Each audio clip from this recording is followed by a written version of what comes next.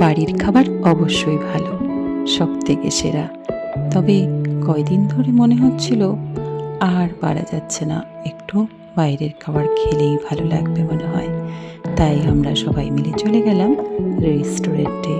আর কী কী order করব সেটা দেখার জন্য হাতে নিয়ে নিলাম মেনু কার্ডটি। তবে মেনু কার্ড ঘেটে খুঁটে বুঝতেই পারলাম না যে কী খাবার অর্ডার করব। শেষে মেনু কার্ড রেখে দিলাম সাইডে, আর আমাদের সচরাচর আমরা যা কিছু খাই আর কি, সেই সমস্তই করে দিলাম অর্ডার।